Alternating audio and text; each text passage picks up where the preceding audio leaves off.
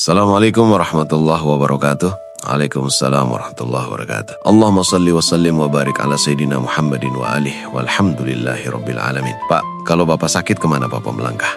Ke dokter ya, berobati. Sampai dokter kagak taunya malah nana sama kita. Apa pertanyaan tuh dokter? Sakit apa? Sakit nih. Berarti kita datang sama yang kagak tahu tuh. Ya, buktinya dia masih nanya sama kita. Terus kalau kita punya motor, mobil rusak kemana kemudian kita datang? Bengkel.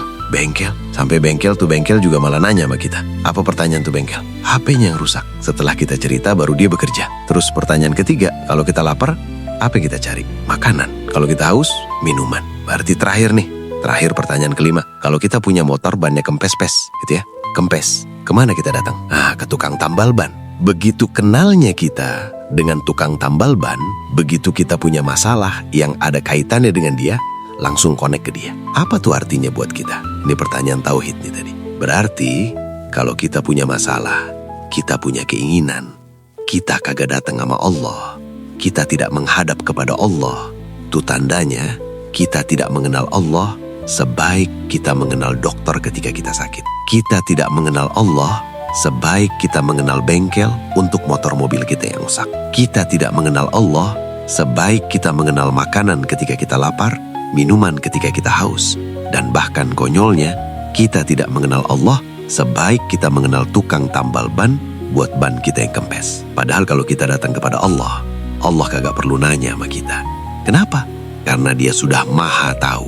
Kenapa dokter masih perlu bertanya? Kenapa bengkel masih perlu bertanya? Karena mereka menganggap kita yang punya badan. Mereka menganggap kita yang punya motor. Sehingga kita yang lebih tahu tentang penyakit badan kita, tentang penyakit kendaraan kita. Tapi Allah maka gak perlu nanya. Karena dia sudah maha tahu siapa yang sedang punya kesulitan, siapa yang sedang punya masalah.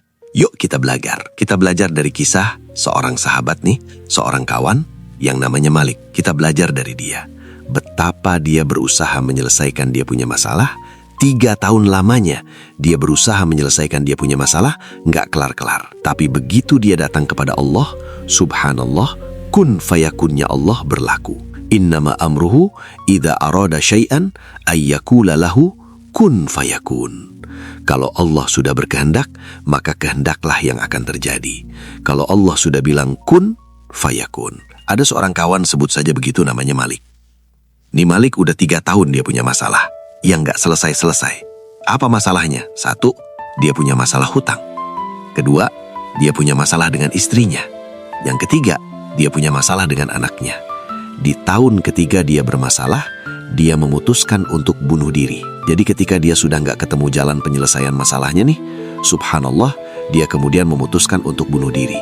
Dia bilang sama Allah, udah dah ini penghabisan dah, habis udah gak ada lagi jalan, begitu. Sebagian bertanya, memang apa sih masalah yang udah membuat Malik tuh kok mau bunuh diri? Tadi itu, 3 masalah tadi sebenarnya sederhana.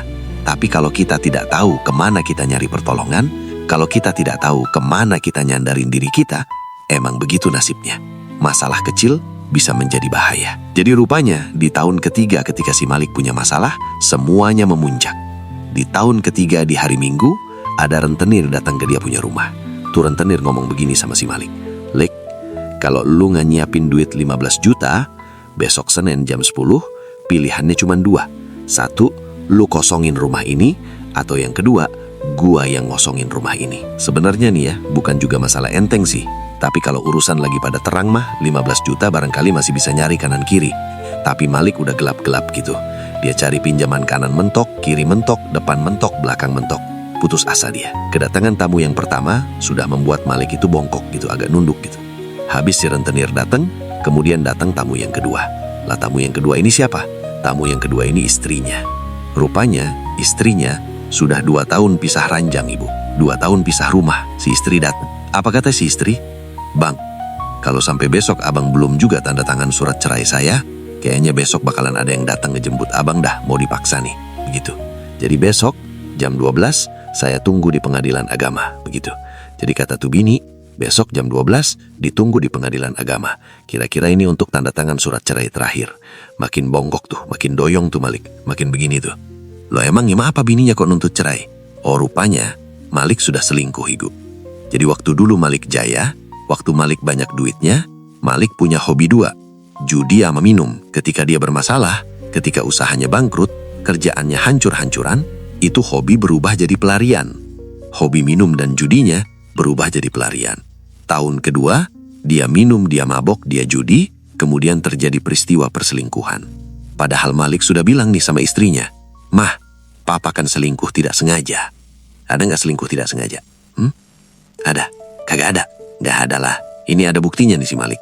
Kata Malik, "Mah, papa selingkuh kagak sengaja."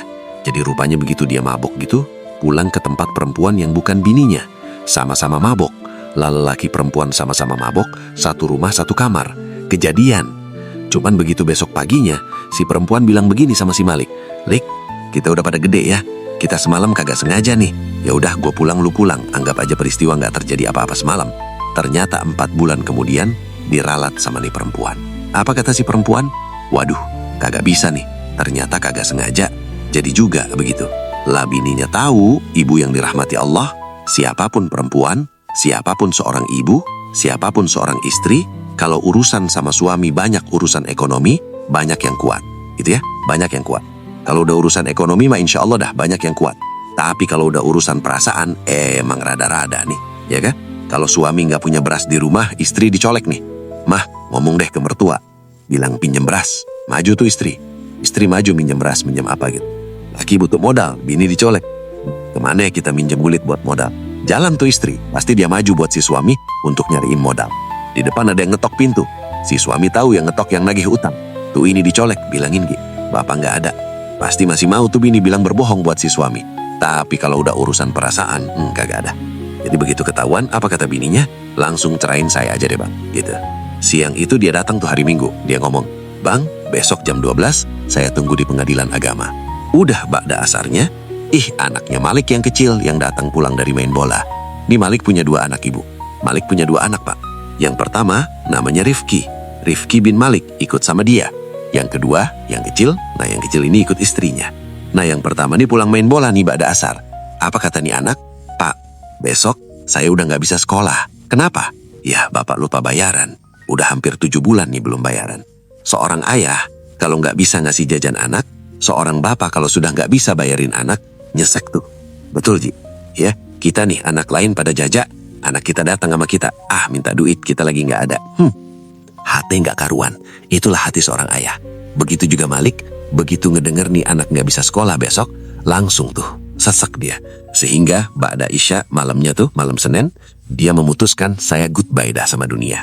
Dia mau bunuh diri begitu. Tapi subhanallah, rupanya nih Malik masih agak bener nih. Ya, masih ingat sholat begitu. Jadi begitu mau bunuh diri, ingat, iya ya, gua sholat Isya dulu dah gitu. Dia wudhu nih. "Ibu, begitu wudhu, kan yang dibasuh muka. Kenapa yang adem hati?" Begini, nih kita sering salah nih jadi manusia. Mestinya kan Allah ikhtiar, Allah iya. Doa ikhtiar, doa. Sabar ikhtiar, sabar. Tawakal ikhtiar, tawakal. Pokoknya Allah ikhtiar, Allah ikhtiar. Kita kan kagak. Ikhtiar cus, langsung ikhtiar. Begitu mentok baru deh ke Allah. Salah nggak kalau kita mentok baru ke Allah? Ya nggak salah, benar. Daripada nyemplung. Tapi kemana aja begitu mentok baru nyari Allah. Coba kalau nyari Allah dari pertama, insya Allah nggak bakalan mentok. Kira-kira begitu. Nah Malik wudhu. Begitu wudhu, hatinya adem. Apa kata si Malik? "Ya salam, ya Allah, ini saya belum pernah dapat ketenangan kayak begini. Alhamdulillah, kok sekarang rasanya adem, tenang gitu." Nah kemudian habis faliyatawaddo, kata Rasulullah, "Wal yusalli raka'atain." Ya sebenarnya dalam konteks itu sholat hajat tuh. Sholatlah 2 rakaat begitu. Sama Malik sholat Isya, sama aja prinsipnya begitu. Jadi habis wudhu, sholat. Malik sholat dong. Habis sholat, nengok kanan kiri beri salam, ada Quran. Iseng dia pikir, terakhir juga ada ngaji gitu, sholatnya udah ngaji deh. Dia buka tuh Quran. Begitu dia buka Quran, rupanya Allah sedang berkehendak sama dia nih. Allah sedang kepengen berkomunikasi sama yang namanya nih Malik. Begitu dibuka, ayatnya surah Ali Imran, ayat 26-27.